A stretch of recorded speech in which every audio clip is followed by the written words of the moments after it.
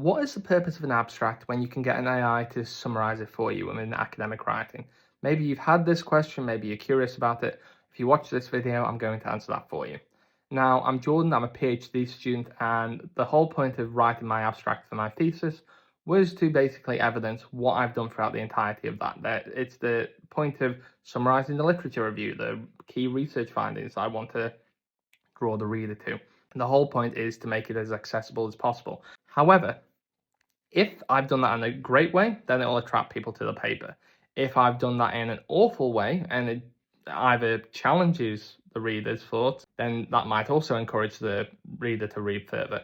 Equally, if it's something that they profoundly disagree with because I've presented that idea to them, then they can argue it. In truth, if you have a good, a bad, or an indifferent abstract, the whole point is that reader's interpretation of it.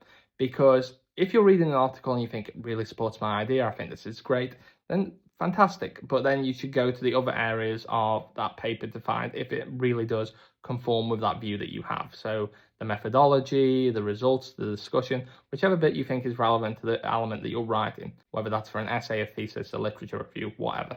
Now, equally, if it's something that's bad, that's awful because of the idea or it's awful because of how it's written and presented, that in itself can still be useful to you. You might be thinking, how on earth could that be useful to me?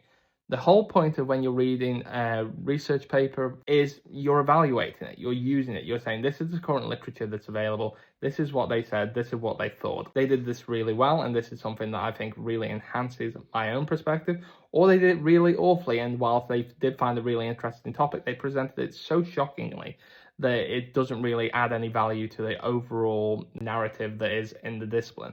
And that's something that's really important to share. The difference and the distinction of this when you're reading it for yourself and when you're getting something else to summarize it for you.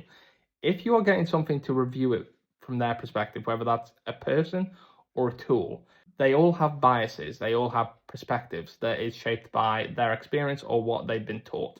And that is different from your experience and perspective.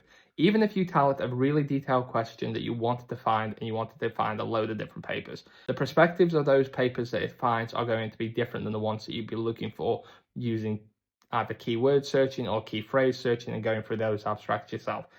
The other thing is not all papers are going to be presented to you equally. For example, if the paper is published in a non-English speaking journal and therefore is in a foreign language, you can translate that on various different platforms. However, an AI tool is not necessarily always going to pull those through. And that's something to bear in mind because it will go for the ones that it thinks is most relevant and popular for you. But if you have any questions, please drop a comment.